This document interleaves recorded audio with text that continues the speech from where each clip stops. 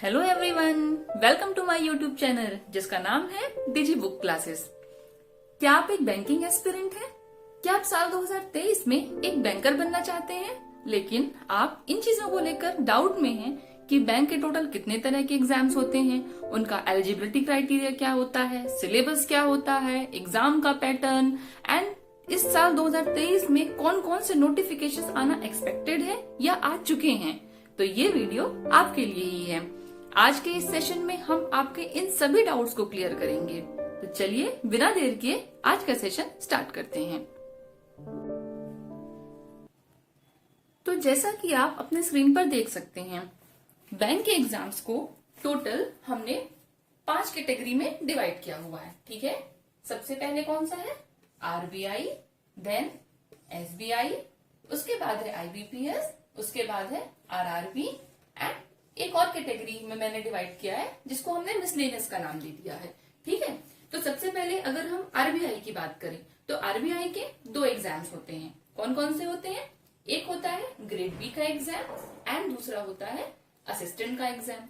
इसी तरह से एसबीआई की बात करें तो एसबीआई का एक होता है पीओ का एग्जाम एंड दूसरा होता है क्लर्क का एग्जाम। आईबीपीएस के भी 3 एग्जाम दिख रहे होंगे आपको यहाँ पर। कौन कौन से हैं? आईबीपीएस पीओ का यानी प्रोबेशनरी ऑफिसर, क्लर्क का एग्जाम, इसके अलावा एक आपको एसओ का एग्जाम भी दिख रहा होगा, है ना। एसओ जिसको हम क्या बोलते हैं? स्पेशलिस्ट ऑफिसर बोलते हैं। ठीक है, ये होता है स्पेशलिस्ट ऑफिसर का एग्जाम।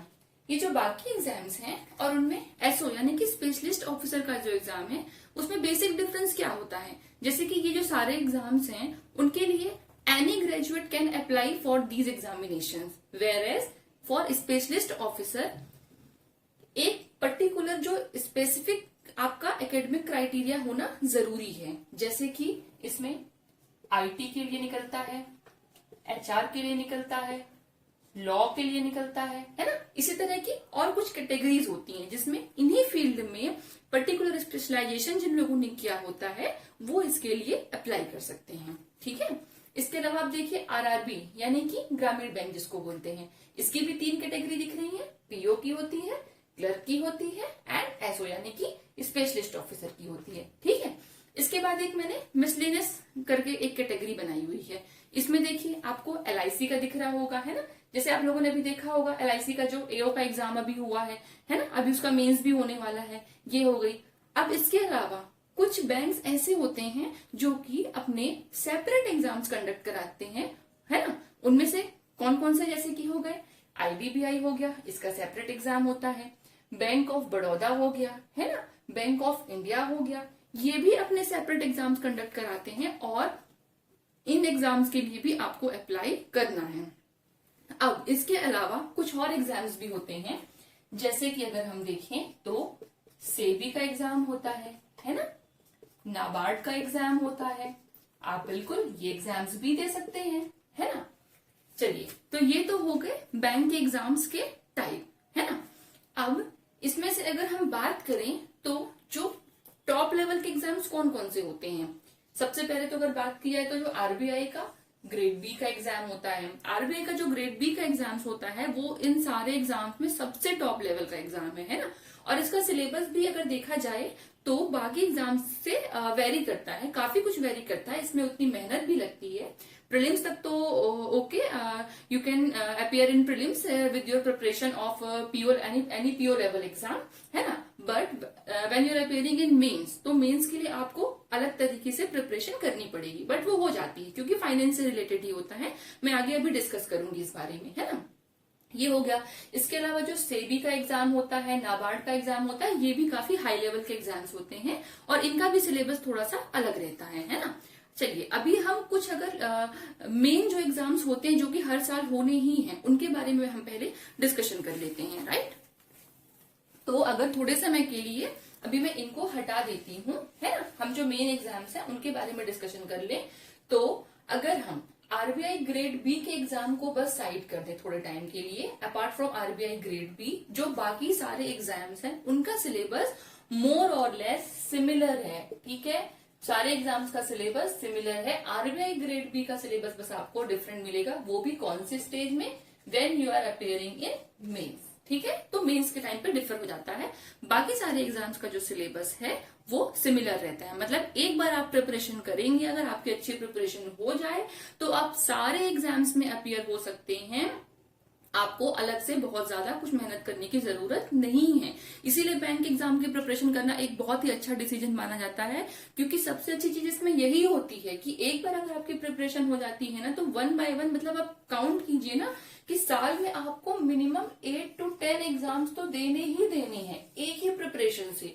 तो आप कितने में भी फेल हो गए, आप 10 में से एटलीस्ट 1 या 2 एग्जाम तो क्वालिफाई कर सकते हो ना। मतलब फिर ऐसा हो जाता है बैंक एग्जाम्स में कि आपके पास चॉइस रहती है, यू हैव टू डिसाइड कि आपको कौन सी एग्जाम या कौन से बैंक को या डिपार्टमेंट को आपको ज्वाइन करना है। सबसे अच्छी चीज बैंक की यही है। इसलिए मेरी आप सभी से यही रिक्वेस्ट है कि आप लोग एक बार लग के अच्छे से प्रिपरेशन कर लीजिए। इतने सारे एग्जाम्स होने वाले हैं कि आप डेफिनेटली, अगर आपकी प्रिपरेशन अच्छी होती है तो आप 2023 में तो एक ना एक जॉब अपने हाथ में ले ही लोगे।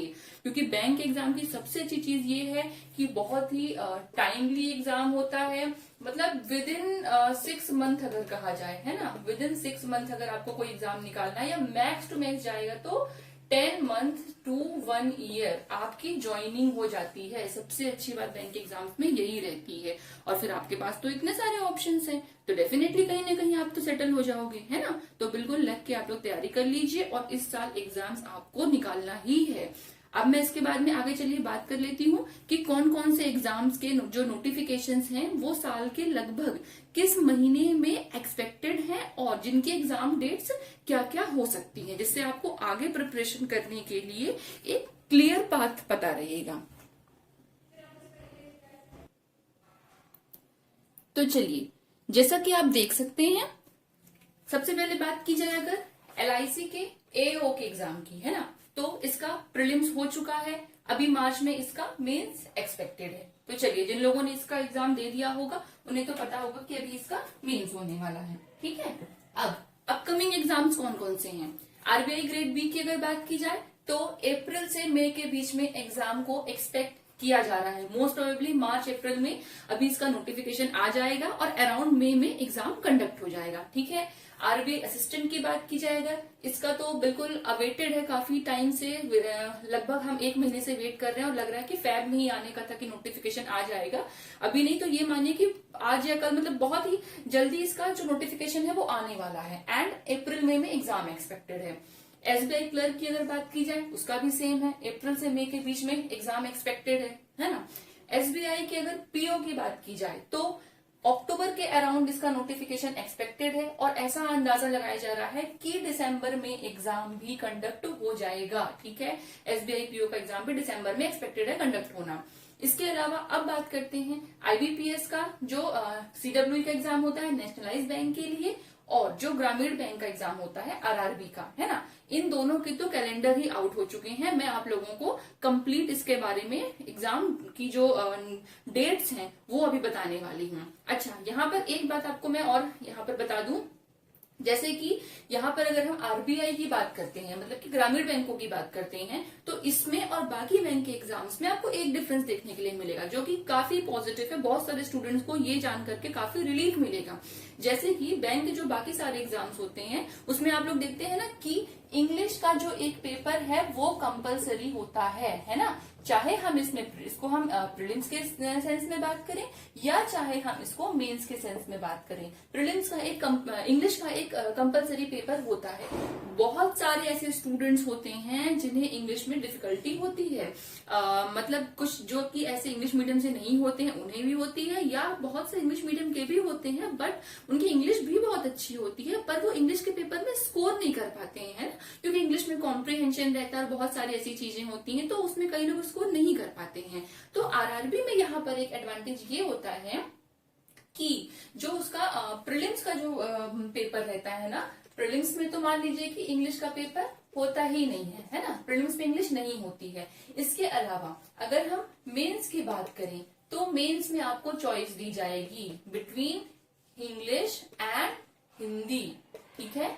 इंग्लिश और हिंदी में you will be given a choice, either you can go with English और if you are not comfortable English, you have the option of choosing Hindi as well. आप हिंदी का पेपर भी उसमें अटेम्प्ट कर सकते हैं, ठीक है। तो ये काफी एक अच्छी चीज होती है, जिनकी हिंदी अच्छी होती है उनके लिए, है ना।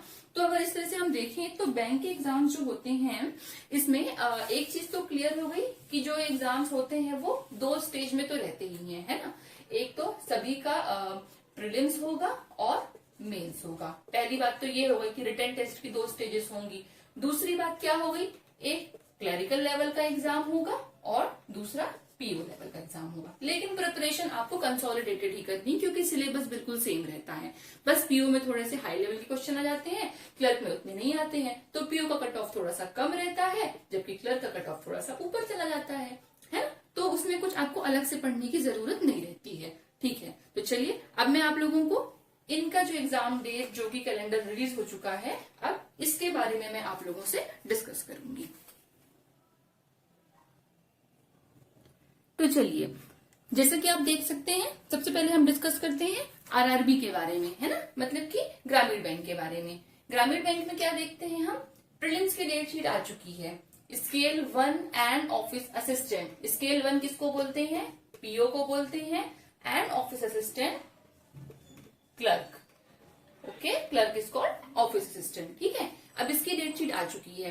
क्या क्या डेट्स हैं, 5-8-23, मतलब कि अगस्त की बात है ये, ठीक है। अगस्त में होने वाले हैं एग्जाम्स, 5, 6, 12, 13 एंड 19, ठीक है। 5th August, 6th August, 12th of August, 13th and 19th of अगस्त को आपके आरआरबी के स्केल 1 के एंड ऑफिस असिस्टेंट के प्रीलिम्स होने वाले हैं, ठीक है। अब इसके बाद में अगर हम मेंस की बात करें, प्रीलिम्स में क्यों इतनी सारी एग्जाम डेट रखी गई है, क्योंकि आप लोगों को ये बात तो अब से तो आप लोग अवेयर होंगे कि जो एग्जाम होता है उसमें अलग अलग शिफ्ट होती हैं, है ना। एक लगभग 1 घंटे का एग्जाम रहता है, मैं ड्यूरेशन बाद में आपको बता दूंगी। आरआरबी के केस में जो प्रीलिम्स रहता है वो 45 मिनट का रहता है ना। तो अलग अलग स्लॉट रहते हैं हर दिन, है ना। उसके बाद में अलग अलग एग्जाम डेट्स भी रहती है, क्योंकि बहुत सारे लोगों का एग्जाम कंडक्ट कराया जाता है। इसके बाद में पेपर के अकॉर्डिंग चीजें नॉर्मलाइज भी हो जाती हैं, है ना। तो ये प्रीलिम्स की एग्जाम की डेट हो गई for scale 1 and office assistant. अब अगर मेंस की बात की जाए तो मेंस में ऐसी कोई डेट की रेंज नहीं रहती है, ना कोई शिफ्ट रहती है। मेंस का सिंगल एग्जाम कंडक्ट किया जाता है इन 1 डे ओनली, ठीक है। तो जो स्केल, क्योंकि स्टूडेंट्स जो होते हैं बहुत क्लर्क प्रीलिम्स जब जो लोग क्वालिफाई नहीं करते हैं वो अलग हो जाते हैं, है ना। तो मेंस के लिए लिमिटेड स्टूडेंट्स रहते हैं, ठीक है। तो स्केल 1 का जो मेंस होना है वो कब होना है, 10 सितंबर 2023 को होना है। ऑफिस असिस्टेंट का जो मेंस होना है वो होना है ऑन 16th ऑफ सितंबर 23, 10 तारीख को सितंबर की स्केल 1 का होगा और ऑफिस असिस्टेंट का 16th ऑफ सितंबर को होगा। अब आप इसमें यहाँ पर ये कंपेयर कीजिए, देखिए अगस्त के महीने में कहा जाए तो लगभग आपका प्रीलिम्स हो जा रहा है, ठीक है, in the month of August, and in the month of September around कहा जाए तो आपका मेंस कंडक्ट हो जा रहा है ना। कितना गैप आ रहा है इसमें, अराउंड 1 मंथ, ठीक है, 10-5 दिन ऊपर नीचे हो जाएंगे। तो अब आप यहाँ पर ये देखिए कि 1 मंथ के अंदर आपका प्रीलिम्स का रिजल्ट भी आ जाएगा एंड उसके बाद में मेंस भी कंडक्ट हो जाएगा। तो अब आप ये सोचिए कि मेंस की तैयारी करने के लिए आप लोगों को कितना समय मिलेगा, है ना। सपोज अगस्त में एग्जाम कंडक्ट हो रहा है, अब रिजल्ट आएगा, रिजल्ट आने में भी हफ्ते 10 दिन 12 दिन तो लगेंगे, है ना। उसके बाद मेंस के लिए कितना टाइम बच रहा है, अराउंड 20 डेज बच रहे हैं आपके पास में, ठीक है। तो कोई भी स्टूडेंट ये प्लान करके नहीं रखेंगे कि जब मेरा प्रीलिम्स निकलेगा तब मैं मेंस पढ़ूंगा या तब मैं मेंस पढ़ूंगी, ठीक है। ये माइंडसेट किसी को भी नहीं रखना है, क्योंकि आफ्टर गिविंग प्रीलिम्स आपको केवल 1 महीने का समय ही मिल रहा है। और उसमें भी जो लोग रिजल्ट का वेट कर रहे हैं उन्हें भी मैं बता दूं, रिजल्ट का वेट बिल्कुल भी नहीं करना है। आपको कंसोलिडेटेड स्टडी करनी है for prelims and for mains as well, ठीक है। जिससे कि जब प्रीलिम्स आप लोग देकर आएंगे आप लोगों को रिजल्ट का भी वेट नहीं करना है प्रीलिम्स के, आपको सीधे मेंस की प्रैक्टिस स्टार्ट कर देनी है, ठीक है। So that you can get more time for practice, जो आप लोगों के लिए सबसे ज्यादा जरूरी होती है। बैंकिंग एस्पिरेंट के लिए कहा जाता है ना, आप लोग एसटी देते हैं ना, स्पीड टेस्ट देते हैं आप लोग, जो है ना, ऑनलाइन। इसके अलावा जो आप लोग मॉक देते हैं, करंट अफेयर्स की आप लोग जो रिवीजन करते हैं, बहुत सारी चीजें वहां पर रहती हैं। इसलिए आपको पहले से ही पूरी तैयारी रखनी है। प्रीलिम्स देकर आएंगे तुरंत आप लोगों को मेंस की तैयारी में लग जाना है, टेस्ट देने में, रिवीजन करने में, जो भी चीजें आप लोग यहाँ पर कर रहे हैं उसके लिए, है ना। इन केस अगर आपका प्रीलिम्स नहीं भी क्लियर होता है तो आपकी वो तैयारी वेस्ट नहीं जाने वाली है ना। मैंने बताया आपको कि अगर आप वेल प्रिपेयर्ड हैं, ठीक है ना, एक एग्जाम का रुकेगा, 2, 3, 4, 5, आपके साल में लगभग 10 एग्जाम होने हैं। किसी का तो निकलेगा, किसी के लिए तो काम आएगा। इसलिए प्रीलिम्स प्लस मेंस की तैयारी आप लोग करेंगे, क्योंकि मेंस की प्रिपरेशन करने के लिए आपको समय नहीं दिया जाएगा। तो ये चीज आपको स्पेशली ध्यान रखनी है, ठीक है। अब चलिए आगे बढ़ते हैं हम और देखते हैं आईबीपीएस का कैलेंडर।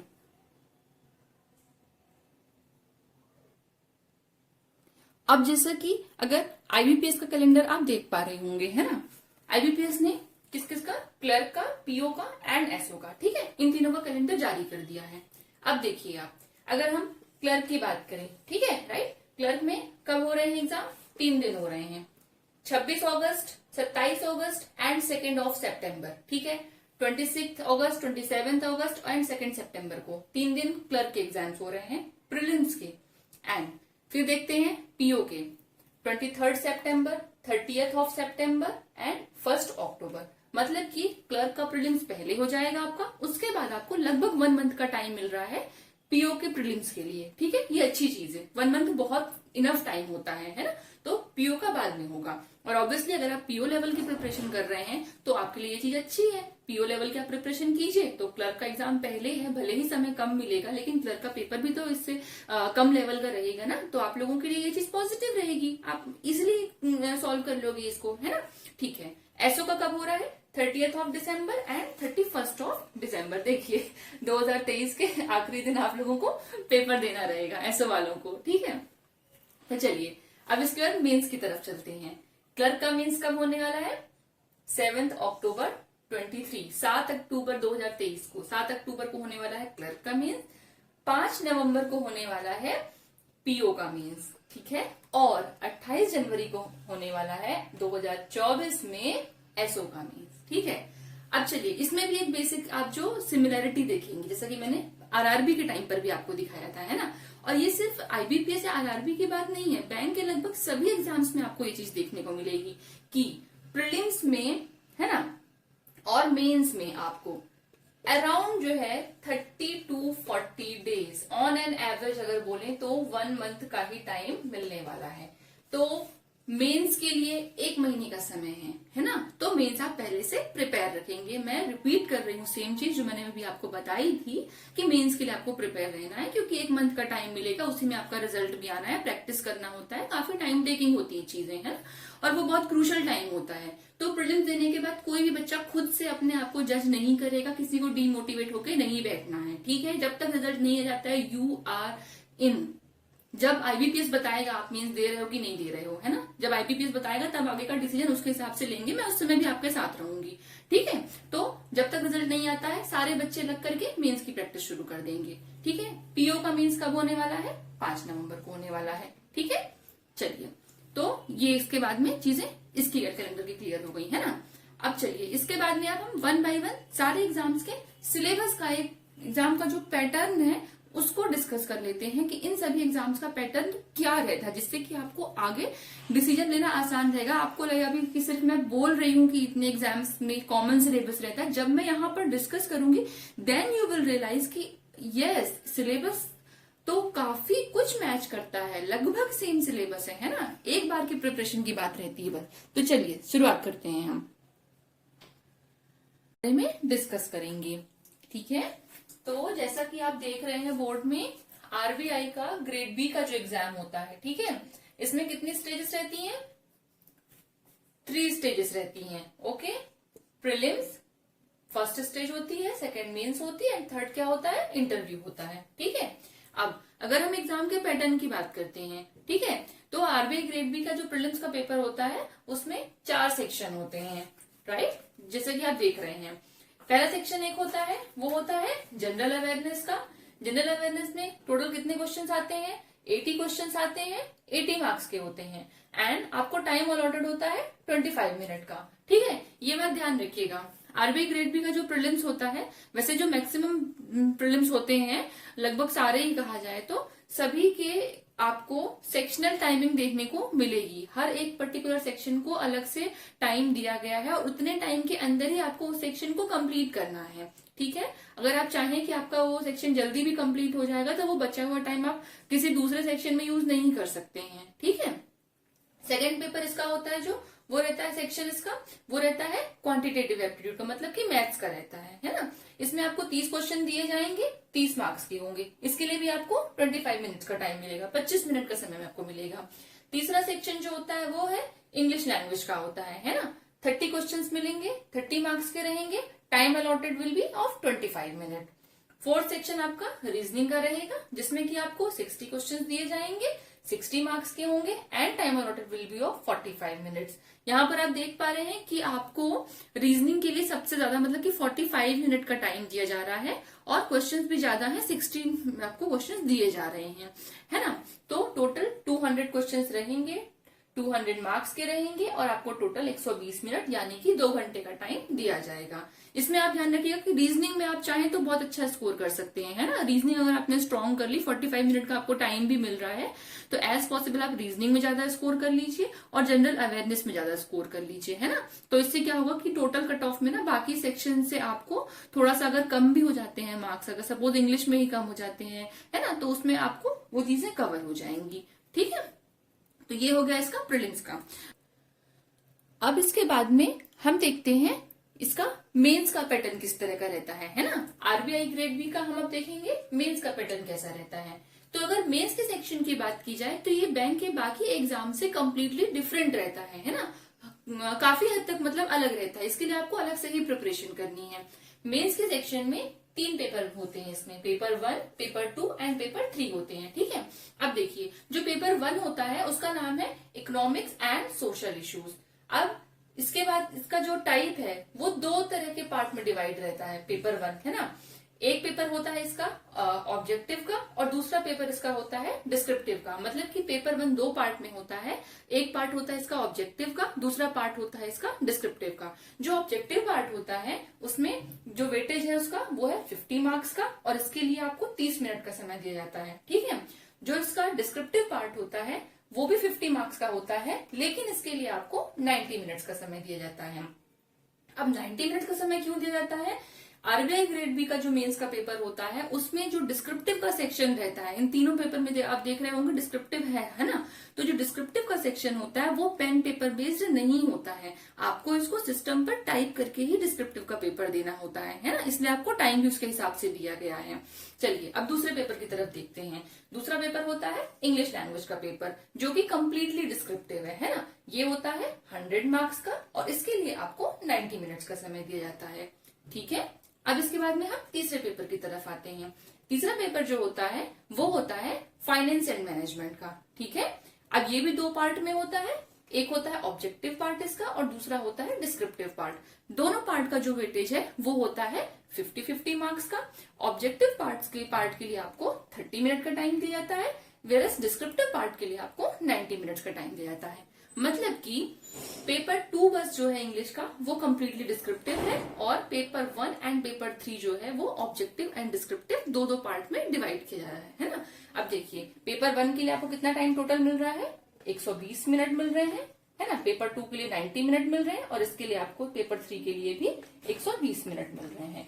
टोटल 300 क्वेश्चन इसमें मेंस के पेपर में होते हैं, मतलब टोटल 300 क्वेश्चन नहीं, टोटल 300 मार्क्स का आपका मेंस का पेपर होता है आरबीआई ग्रेड बी का। ठीक है, अब इसके बाद में जो इस आरबीआई ग्रेड बी की 3rd स्टेज होती है वो होती है आपकी इंटरव्यू की स्टेज। हमने प्रीलिम्स की स्टेज डिस्कस कर ली, मेंस की स्टेज डिस्कस कर ली, है ना।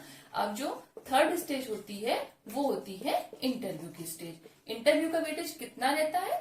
75 मार्क्स का रहता है। ठीक है, अब इसमें यह ध्यान रखना है कि आरबीआई ग्रेड बी की जो फाइनल मेरिट बनती है ना, जो फाइनल मेरिट बनती है वो किसके बेसिस पर बनती है? मेंस प्लस आपके जो इंटरव्यू के मार्क्स रहते हैं, है ना, जिसको हम पीआई बोलते हैं। ठीक है, इसके बेसिस पे बनती है। मतलब कि 300 प्लस 75, मतलब कि टोटल 375 मार्क्स में आपका फाइनल मेरिट बनता है। प्रीलिम्स का वेटेज फाइनल मेरिट में नहीं होता है। प्रीलिम्स केवल मेंस में अपीयर होने के लिए एक क्वालिफाइंग नेचर का एग्जाम होता है। ठीक है, तो this is all about RBI grade B.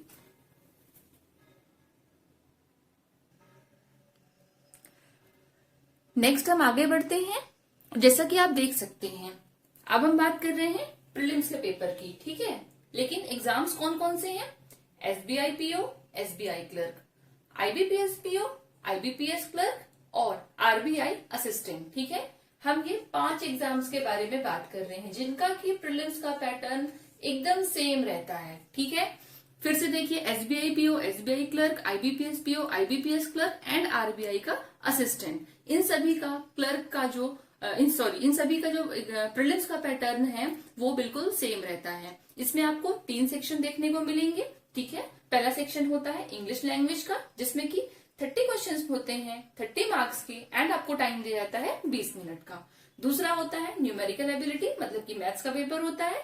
आपको उसमें 35 क्वेश्चन दिए जाते हैं जो कि 35 मार्क्स के होते हैं एंड आपको टाइम दिया जाता है 20 मिनट का। तीसरा पेपर जो होता है वो होता है रीजनिंग का। 35 क्वेश्चंस होते हैं 35 मार्क्स के एंड आपको टाइम अलॉटेड होता है 20 मिनट्स। मतलब कि ईच सेक्शन के लिए आपको 20 मिनट्स का इक्वल टाइम अलॉट किया जा रहा है। ठीक है, और इनमें भी आपको सेक्शनल टाइमिंग दी जाती है। इससे ये चीज क्लियर हो रही है ना। 100 क्वेश्चन रहते हैं, 100 मार्क्स के रहते हैं एंड टोटल टाइम अलॉटेड जो होता है वो 60 मिनट का होता है। मतलब कि एक क्वेश्चन का वेटेज 1 नंबर का होता है। ठीक है, तो चलिए अब नेक्स्ट देखते हैं।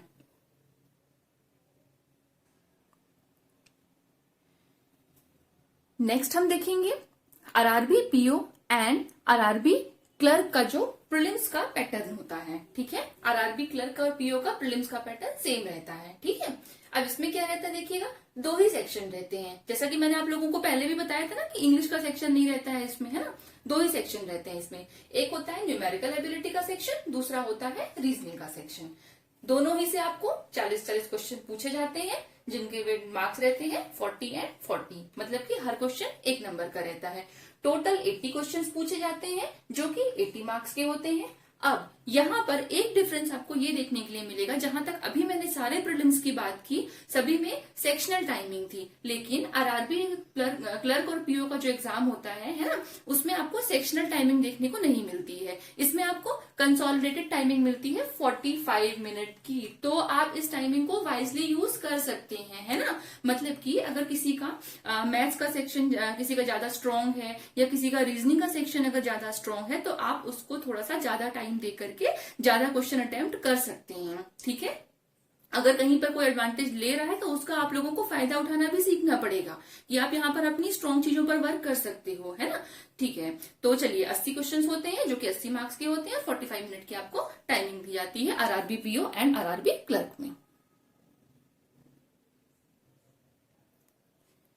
नेक्स्ट अगर हम देखते हैं तो बात करेंगे हम SBI PO and IBPS PO के मेंस की, जो लगभग एक जैसा पैटर्न रहता है। एटलीस्ट जो इनका ऑब्जेक्टिव वाला पोर्शन है वो तो सेम रहता है। ठीक है, इसमें देखेंगे हम तो 2 पार्ट में एक्चुअली मेंस होता है ना। यहाँ पर मैं प्रॉपर तरीके से जगह नहीं थी इतनी, तो मैंने लिखा नहीं है, मैं बता दे रही हूँ। ये जो हम डिस्कस कर रहे हैं पूरा ना, ये हो गया इसका पार्ट 1 ऑब्जेक्टिव वाला पोर्शन। ठीक है, अभी हम ऑब्जेक्टिव डिस्कस कर रहे हैं। इसके बाद में हम करेंगे इसका जो सेकेंड पार्ट होता है वो होता है डिस्क्रिप्टिव वाला पोर्शन, है ना। तो इसको भी हम आगे डिस्कस करेंगे। अब इसका फर्स्ट पार्ट जो ऑब्जेक्टिव वाला होता है उसमें 4 सेक्शन होते हैं। ठीक है, देखिए पहला होता है रीजनिंग एंड कंप्यूटर एप्टीट्यूड का। ठीक है, जिसमें 45 क्वेश्चन मिलते हैं आपको, लेकिन मार्क्स कितने होते हैं? 60 मार्क्स होते हैं। ठीक है, 60 मार्क्स के रहते हैं 45 क्वेश्चन और टाइम मिलता है आपको 60 मिनट यानी कि 1 घंटे का। दूसरा होता है डेटा एनालिसिस एंड इंटरप्रिटेशन। ये एसबीआई पीओ और आईबीपीएस पीओ में आपको स्पेशल देखने को मिलेगा कि डीआई के क्वेश्चंस रहते हैं, है ना। सिंपल मैथ्स नहीं रहती है, मतलब पेपर जो होता है वो डीआई बेस्ड आता है, डेटा एनालिसिस एंड इंटरप्रिटेशन। इसमें नाम ही दे दिया गया है पेपर को। इसमें 35 क्वेश्चंस रहते हैं लेकिन वो 60 मार्क्स के रहते हैं। मतलब ईच क्वेश्चन का जो इंडिविजुअल मार्किंग है ना वो काफी ज्यादा रहती है इसमें, है ना। एक क्वेश्चन की मार्किंग मतलब कि लगभग 1.5 नंबर है उससे ऊपर रहता है ना। ठीक है, इसके लिए टाइम दिया जाता है आपको 45 मिनट्स का। ठीक है। तीसरा होता है जनरल अवेयरनेस या बैंकिंग अवेयरनेस जिसको बोलते हैं। इसमें 40 क्वेश्चंस रहते हैं 40 मार्क्स के, एंड टाइम अलॉटेड जो रहता है वो होता है 35 मिनट का। ठीक है। चौथा आपका इंग्लिश लैंग्वेज का पेपर होता है जिसमें कि 35 क्वेश्चंस दिए जाते हैं और ये होते हैं 40 मार्क्स के, एंड टाइम अलॉटेड जो होता है वो होता है 45 मिनट का। ठीक है। तो इसमें अगर हम देखें तो टोटल कितने 135 क्वेश्चंस रहते हैं, 135 क्वेश्चंस हैं जो कि 200 मार्क्स या 200 नंबर के होते हैं, एंड टाइम अलॉटेड आपको जो होता है वो 180 मिनट का, 180 मिनट, या इसी को हम क्या बोल सकते हैं 3 आवर का आपको टाइम अलॉट किया जाता है। अब ये तो चलिए इसका एक पार्ट हो गया है ना। इसका अगला जो पार्ट रहता है वो इसका डिस्क्रिप्टिव वाला पार्ट होता है, वो मैं आपको बताती हूँ कैसा रहता है ना। डिस्क्रिप्टिव पार्ट जो इसका रहता है वो होता है इंग्लिश लैंग्वेज का डिस्क्रिप्टिव वाला पार्ट है ना। जो डिस्क्रिप्टिव वाला पार्ट आप देखेंगे ना, ये आपका रहता है केवल इंग्लिश लैंग्वेज में। ठीक है।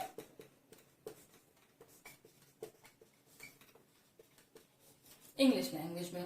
अब इसमें आपको 2 क्वेश्चंस मिलते हैं। ठीक है। उसमें लेटर रहता है एंड ऐसे राइटिंग होता है। ठीक है। अगर हम एसबीआई पीओ की बात करें तो इसका जो मार्क्स रहते हैं ये हो जाता है 50 मार्क्स का। ठीक है।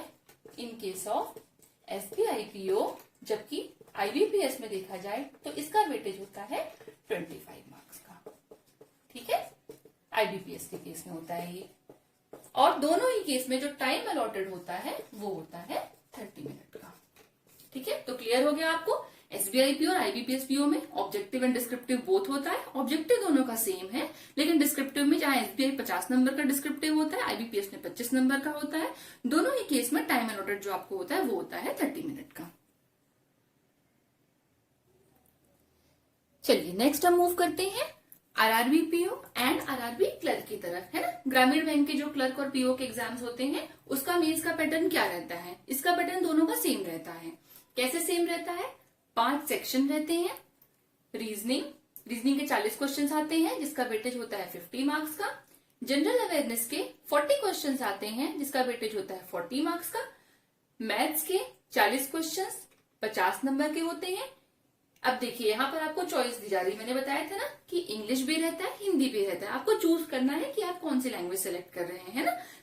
दोनों में से जो भी आपका चॉइस हो उसमें आप जा सकते हैं। 40 नंबर का क्वेश्चन 40 क्वेश्चन रहते हैं और 40 उस नंबर का उसका वेटेज रहता है। 5वां सेक्शन होता है कंप्यूटर नॉलेज का, 40 क्वेश्चन रहते हैं लेकिन उसका जो मार्क्स है वो 20 रहते हैं, मतलब कि आधा नंबर का एक क्वेश्चन होता है ना।